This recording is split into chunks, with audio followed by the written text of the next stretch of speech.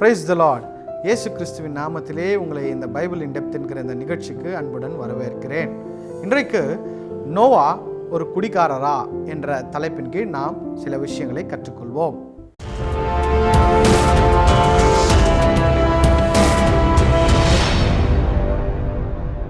நோவாவை குறித்து நாம் படிக்கும் பொழுது அவர் நீதிமான் என்று சொல்லி படித்து கொண்டு வரும்பொழுது, அந்த 9ஆம் அதிகாரத்திலே வரும்பொழுது திராட்சரசத்தை குடித்து வெறி கொண்டு இருந்தார் என்று சொல்லி அந்த வசனத்தை படிக்கும் பொழுது நம் மனது அசைக்கப்படுகிறது. ஐயோ, நீதிமான் ஆயிற்றே, இப்படி இவர் செய்திருக்கிறாரே என்று சொல்லி யோசிக்கிறோம். இன்றைக்கு அவர் அப்படி செய்ததற்கான காரணத்தை நாம் தெரிந்து கொள்ளலாம். நோவா ஜலப்பிரளயத்துக்கு முன்பதாகவே பயிரிடுகிறவராக இருக்கிறார். அப்பொழுது அவர் ஏற்கனவே திராட்சை தோட்டத்தை நட்டவராகவும் அந்த திராட்சை ரசத்தை குடித்தவராகவும் இருக்கிறார். ஆனால் அப்பொழுது அவருக்கு அந்த போதை அந்த திராட்சை ரசம் கொடுக்கவில்லை. ஏனென்று சொன்னால் தேவனே என்ன சொல்லுகிறார்? நீதிமான் என்று சொல்லி நோவாவை அழைக்கிற காரியத்தை நாம் பார்க்கலாம். ஒருவேளை அவர் மதுபானத்தை அருந்துகிறவராக இருந்திருந்தால் தேவன் அவரை அப்படி அழைத்திருக்க மாட்டார். பிரியமானவர்களே, அப்பொழுது ஜலப்பிரளயத்துக்கு பின் அதே விதமாக திராட்சை தோட்டத்தை நடுகிறார். அதே விதமாக அந்த திராட்சை பழங்களின் ரசத்தை அவர் குடிக்கிறார். ஆனால் இப்பொழுது இவர் வெறி கொள்கிறவராக இருக்கிறார். எதற்கு இப்படி நடக்கிறது, என்ன ஆயிற்று என்று சொல்லி நாம் தெரிந்து கொள்ள வேண்டும். இங்கே ஜலப்பிரளயத்துக்கு முன் இருந்த பூமியும் ஜலப்பிரளயத்துக்கு பின் இருக்கிற இந்த பூமிக்கும் அநேக வித்தியாசங்கள் உண்டு.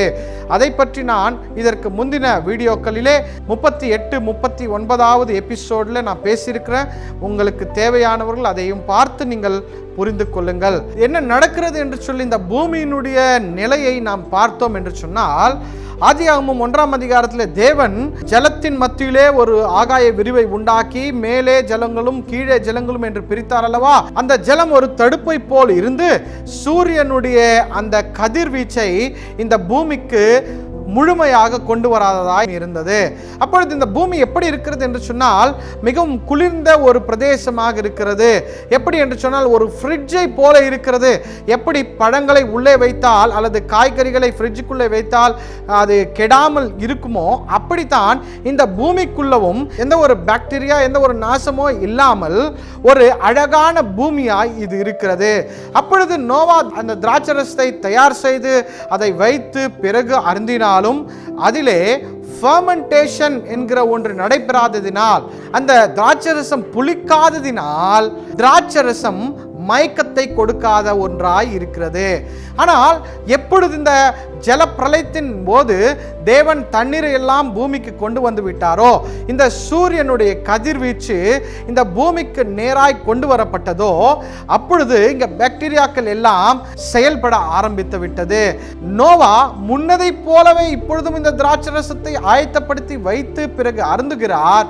அது புளித்திருக்கிற காரணத்தினால், ஃபெர்மெண்ட் ஆயிருக்கிற காரணத்தினால் இது மயக்கத்தை நோவாவுக்கு கொடுக்கிறது. எப்படி என்று சொன்னால், நம் ஒரு உதாரணத்தை நாம் பார்த்தோம் என்று சொன்னால், நம் வீடுகளிலே தயிரை செய்வது நம்முடைய வழக்கம். இந்த தயிரை நாம் ஆயத்தப்படுத்தும் பொழுது பாலிலே கொஞ்சம் தயிரை ஊற்றி வைத்து விட்டால் அது தயிராக மாறிவிடும். அப்படி ஊற்றின பிறகு நீங்கள் அதை ஃப்ரிட்ஜில் வைத்து விட்டீர்கள் என்று சொன்னால் அந்த பால் தயிராக மாறாது. ஆனால் அதே நீங்கள் ரூம் டெம்பரேச்சர் வைத்தீர்கள் என்று சொன்னால் அந்த பால் தயிராக மாற்றப்பட்டுவிடும். அப்பொழுது குளிர்ந்த பிரதேசத்தில் தயிர் இருக்கும் பொழுது அந்த ஃபெர்மெண்டேஷன் நடக்காது. அந்த புளிப்பாகிற அந்த தன்மை அதிலே வராததினால் அது பாலாகவே இருக்கிறது. அதே போலதான் பிரியமானவர்களே, ஜலப்பிரளயத்துக்கு முன்னிருந்த அந்த பூமியிலே திராட்சரசம் புளிக்காமல் இருந்ததினால் அவருக்கு அது மயக்கத்தை தரவில்லை. ஆனால் இப்பொழுது இது எல்லாம் மாற்றப்பட்டிருக்கிறதுனாலே திராட்சரசத்தை இவர் அருந்தும் பொழுது அது புளித்து விட்டிருக்கிறது. இவருக்கு அறியாமல் மயக்கத்தை, வெறியை அவருக்கு உண்டாக்குகிறது. பிரியமானவர்களே, நோவா அறிந்து செய்யவில்லை, அறியாமல் செய்த ஒரு காரியம். ஏனென்று சொன்னால் ஜலப்பிரளயத்துக்கு பின் இருக்கிற இந்த புதிய உலகத்தை நோவாவால் புரிந்து கொள்ள முடியவில்லை. முன்னது செய்தது போலவே இப்பொழுதும் செய்தார். அவர் அது நிமித்தமாய் இந்த ஒரு அவப்பேரை அவர் பெற்றுக்கொள்கிறார். ஆகையால் பிரியமானவர்களே, நோவா அதை தெரிந்து செய்யவில்லை, அறியாமல் தான் செய்தார் என்று நாம் புரிந்து கொள்வோம். கர்த்தர் உங்களை ஆசீர்வதிப்பாராக. ஆமென்.